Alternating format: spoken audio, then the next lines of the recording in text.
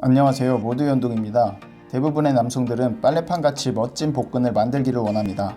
지금도 많은 분들이 헬스장에서 복근을 만들기 위해 여러가지 운동을 하고 있을 겁니다. 하지만 얼마 가지 않아 좀처럼 생기지 않는 복근 대신 펌핑이 잘 되는 다른 부위에 집중하여 운동하고 있는 자신을 발견할 것입니다.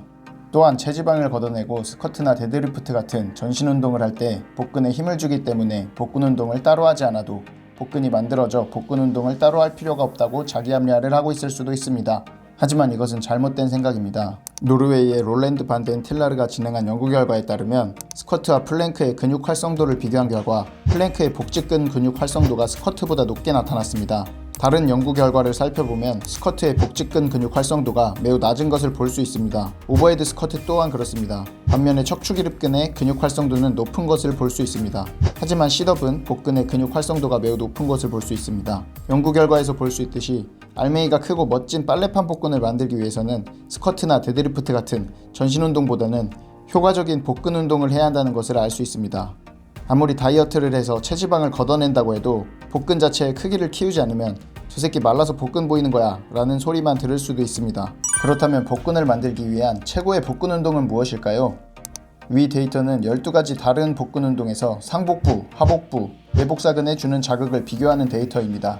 상복부는 팔을 쭉 뻗은 크런치 동작이 근전도가 가장 높게 나왔고, 하복부는 행잉 레그 레이즈에서 근전도가 가장 높게 나왔으며, 외복사근은 사이드 밴드에서 가장 높은 근전도가 나왔습니다. 여기서 주목할 점은 행잉 레그 레이즈 동작에서 상복부 근전도가 두 번째로 높게 나온 점입니다. 따라서 행잉 레그 레이즈는 상복부와 하복부를 모두 자극할 수 있는 가장 효율적이고 효과적인 복근 운동이라고 할 수 있습니다. 시간이 부족하여 단 하나의 복근 운동만 할 수 있다면 행잉 레그 레이즈를 하는 것을 추천하겠습니다. 행잉 레그 레이즈를 할 때 주의해야 할 사항은 무엇일까요? 철봉에 매달렸을 때 몸이 앞뒤로 흔들리지 않도록 복부에 힘을 줍니다. 또한 다리를 올리는 것이 아닌 골반을 올린다는 생각으로 올려주어야 합니다. 다리를 들어 올리는 역할을 하는 근육에 자극이 많이 가 복근에 정확한 자극을 주기 힘들어 복근의 운동 효과를 때려줄 수 없기 때문입니다. 그리고 개수를 채우기 위해 허리에 반동을 주어 무리하게 운동을 하게 되면 복근 운동이 되지 않고 허리에 무리가 갈 수 있으므로 올바른 자세로 강한 자극을 느끼며 천천히 수행해야 합니다. 행잉 레그 레이즈가 어려운 초보자의 경우 복근에 오롯이 자극을 주기 힘든 경우가 있습니다.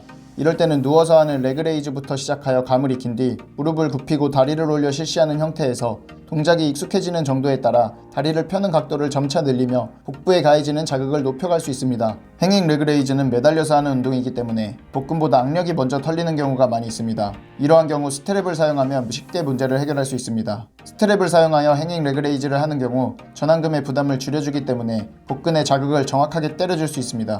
복근 운동과 더불어 적절한 식단 관리와 유산소 운동까지 꾸준히 한다면 누가 봐도 부러워할 만한 빨래판 복근의 주인공이 될 수 있습니다. 다음에 더 효과적인 운동 지식과 정보를 가지고 돌아오겠습니다. 제 영상의 정보가 도움이 되었다면 모두연동 채널 구독 버튼을 눌러주시기 바랍니다. 끝까지 시청해주셔서 감사합니다.